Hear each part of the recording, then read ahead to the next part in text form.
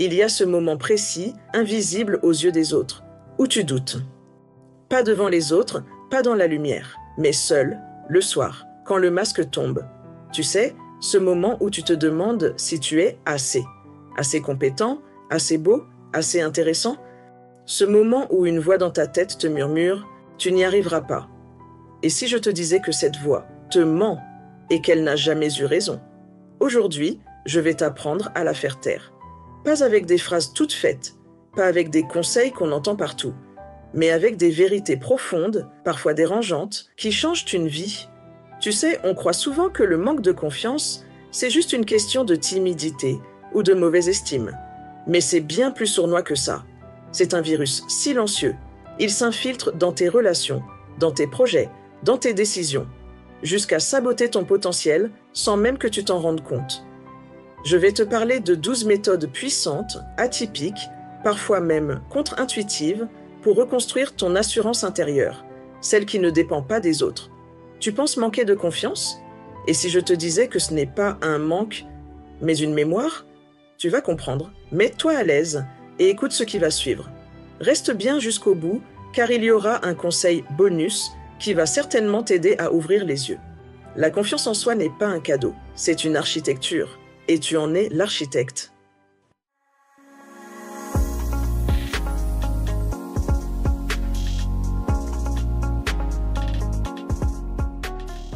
Imagine un royaume, le tien, pas un royaume de fantasmes, de couronnes dorées et de dragons à vaincre. Non, un royaume intérieur, celui que tu habites chaque jour. Et ce royaume, il repose sur des fondations, solides ou fragiles. Mais voici le piège. Personne ne t'a appris à bâtir ton royaume. On t'a peut-être appris à plaire, à performer, à obéir, mais pas à exister pour toi-même. La confiance en soi, ce n'est pas de se croire supérieur, c'est de ne plus se croire inférieur. Et pour ça, il faut construire, pierre après pierre. Voici les premières. Méthode numéro 1. Refais le point sur ton passé. C'est souvent ici que tout commence, ou que tout s'est brisé. As-tu déjà pris le temps de retracer les moments où tu t'es surpassé?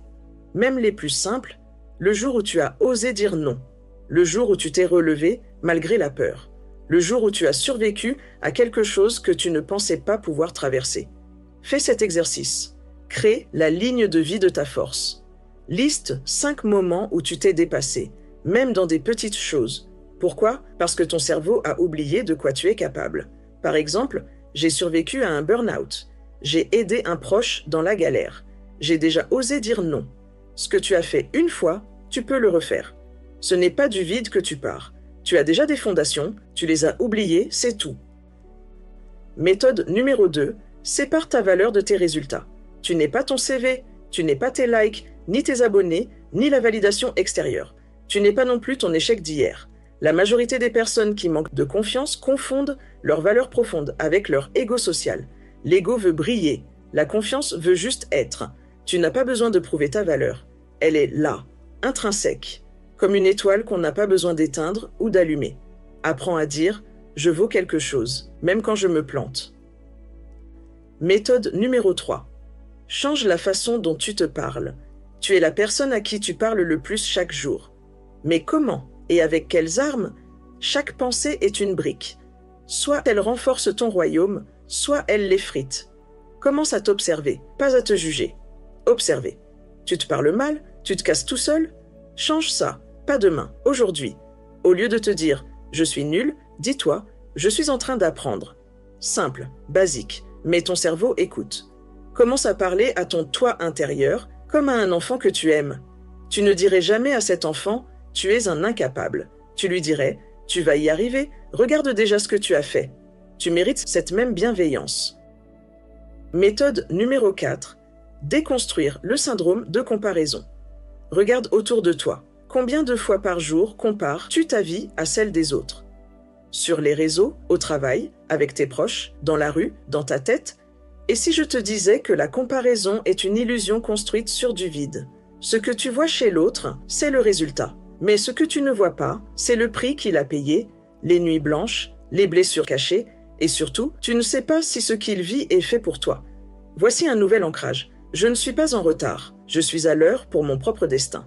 Tu es une œuvre en construction, pas un produit fini à mettre en vitrine. Méthode numéro 5. Mets en place un mini rituel. Tu veux retrouver confiance? Commence par te choisir consciemment, chaque jour. Les personnes qui réussissent n'ont pas plus de confiance que toi. Elles ont juste des rituels, des petits actes répétés qui ancrent leur autorité intérieure. Un geste, une routine, une phrase que tu répètes chaque jour. C'est ton ancrage de confiance. Par exemple, prends 3 respirations profondes chaque matin, plus ta phrase boost « Je fais de mon mieux » ou « Je suis l'auteur de ma vie ». Fais-toi des compliments. Écoute une chanson qui te met bien. Bois un café ou un thé dans le calme. Écris 3 lignes de gratitude ou fais des prières selon tes croyances. Tu n'es pas seul, l'univers est avec toi, il te voit et t'accompagne chaque jour. Pas besoin de plus, juste de constance. Ce n'est pas magique, c'est mécanique.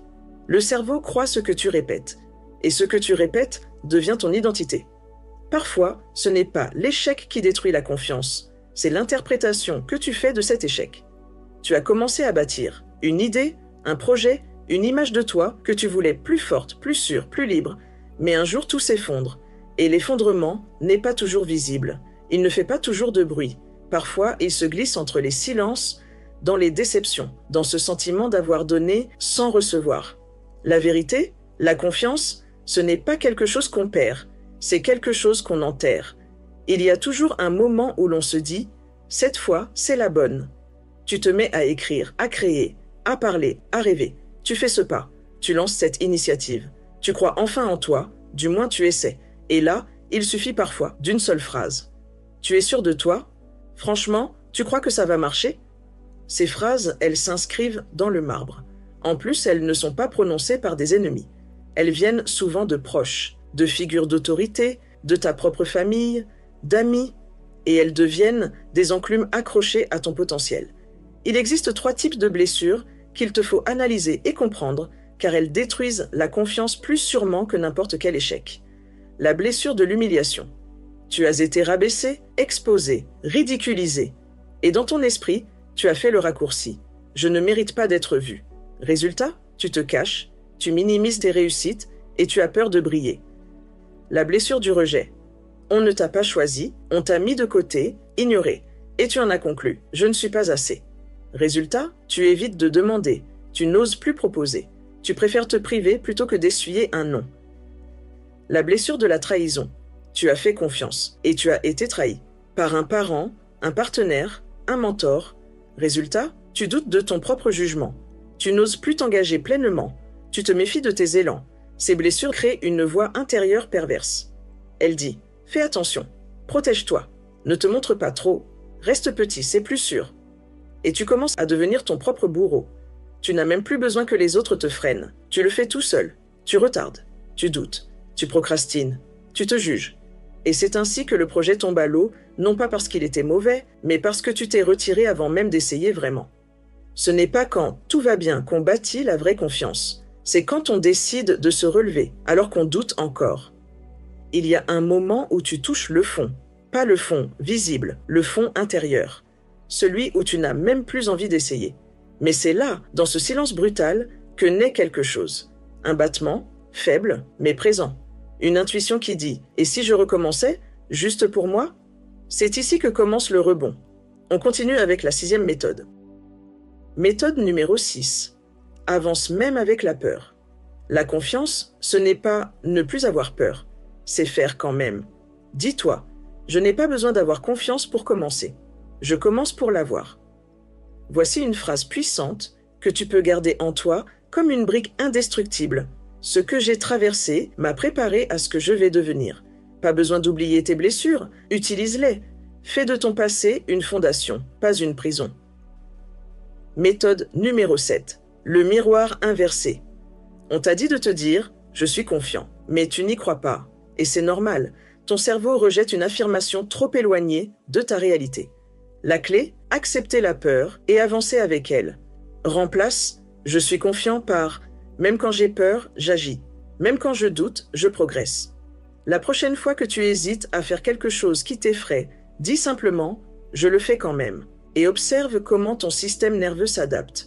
Tu n'attends plus d'être prêt, tu deviens prêt en faisant. La vraie confiance n'est pas un état, c'est une décision de mouvement malgré l'inconfort. Méthode numéro 8. change de scène. Entoure-toi de reflets positifs. Et si le problème, ce n'était pas toi, mais l'environnement dans lequel tu essaies d'exister? Tu as peut-être grandi dans une famille où on ne valorisait pas la parole ou la créativité. Tu travailles peut-être dans un cadre où l'intuition est vue comme une faiblesse. Tu es peut-être entouré de personnes qui rient quand tu t'exprimes. Alors forcément, tu doutes. Mais mets ce même toi dans un autre décor et tout change. Fréquente ceux qui te tirent vers le haut. Évite ceux qui rabaissent tout, même eux-mêmes. Ton entourage, c'est ton carburant. Une plante ne s'épanouit pas dans un pot qui l'étouffe. Change de peau, change de scène. Tu verras que tu étais déjà lumineux. Et si ton ancienne version de toi-même tentait de revenir, tu sais ce moment, celui où tu te dis « ça va mieux, mais je sens que je pourrais rechuter ». C'est normal, la peur revient parfois déguisée.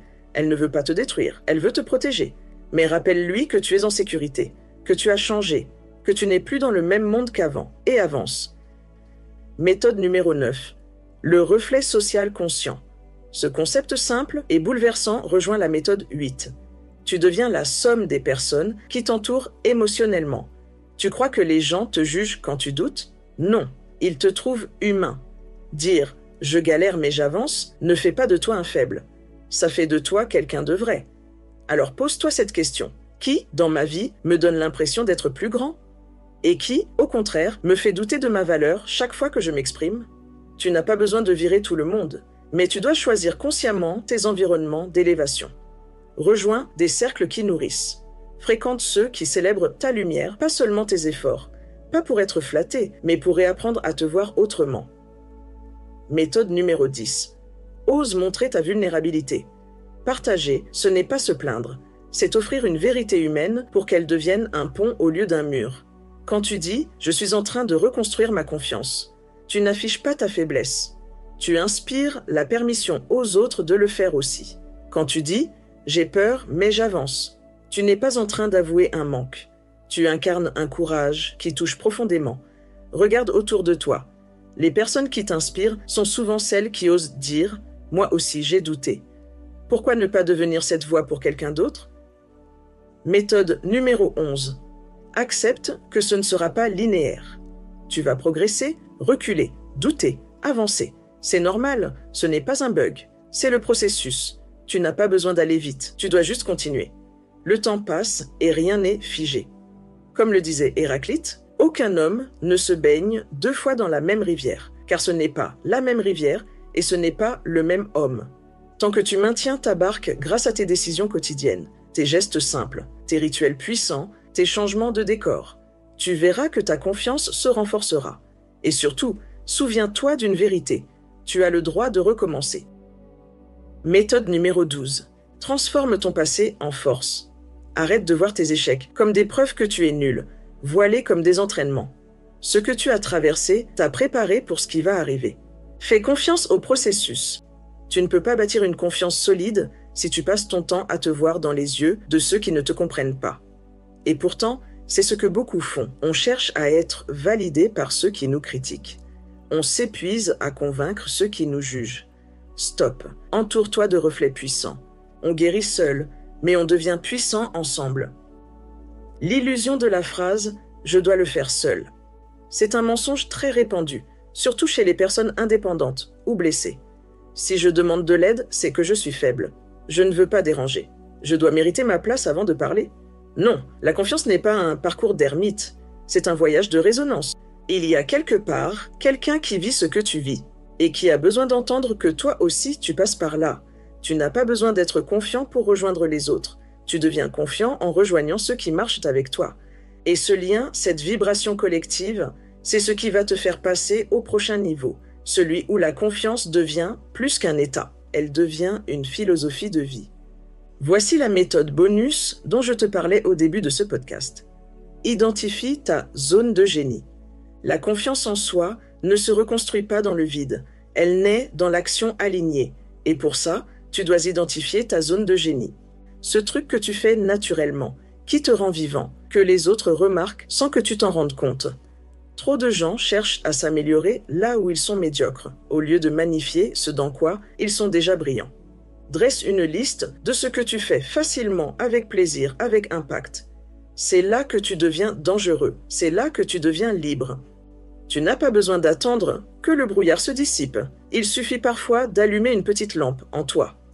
Tu sais, on croit souvent que la confiance en soi, c'est une destination, un sommet, un point d'arrivée, comme si un jour on se réveillait soudainement invincible. Mais non, la vérité, c'est que la confiance est un chemin, et parfois ce chemin est brumeux. Tu n'y vois rien, tu avances à tâtons, tu doutes de chaque pas, mais tu avances quand même. Et c'est ça, la vraie force. On t'a peut-être fait croire que tu étais trop sensible, trop lent, trop fragile, trop silencieux, ou au contraire, pas assez brillant, pas assez compétent, pas assez solide. Mais qui a défini ces standards? À quel moment as-tu commencé à croire que ta différence était une faiblesse? Et si je te disais que c'est justement cette différence qui est ta plus grande force, ta manière unique de penser, de ressentir, de percevoir le monde, ta capacité à comprendre, ta résilience silencieuse. Tu ne t'es pas construit dans la facilité. Tu t'es construit dans l'ombre, dans l'effort invisible, dans les nuits blanches à te remettre en question. Et rien que ça, c'est une preuve de puissance. Alors aujourd'hui, je veux que tu te rappelles une chose simple. Tu n'as pas besoin d'avoir confiance pour avancer, mais tu peux avancer pour retrouver confiance. Le brouillard ne te demande pas de le traverser en courant. Il t'invite juste à faire un pas. Un seul. Et ce pas, c'est peut-être celui que tu viens de faire en écoutant cet épisode. Si tu es encore dans le noir, souviens-toi. Même la plus petite flamme éclaire toute une pièce. Et cette flamme, elle est déjà en toi. Alors arrête d'attendre de te sentir prêt. Agis, même petit, même tremblant. Choisis une méthode, applique-la aujourd'hui et refais-la demain. Tu n'as pas besoin d'être parfait pour avoir de la valeur. Aujourd'hui, je t'ai partagé 12 méthodes puissantes pour reconstruire cette confiance en toi. Tu peux en choisir une ou les 12. Mais surtout, choisis de commencer. Parce que tu n'as pas besoin d'être parfait pour être crédible. Tu n'as pas besoin d'être sûr de toi pour inspirer. Tu as juste besoin d'être toi. Je te remercie pour ton écoute et espère que cet épisode t'a aidé à prendre conscience. N'hésite pas à le partager si tu connais quelqu'un qui en a besoin. Pour continuer sur cette belle lancée, je t'invite à écouter la vidéo suivante. À très vite. Pour finir, je sais que je ne sais rien, cherchons ensemble pour en savoir plus.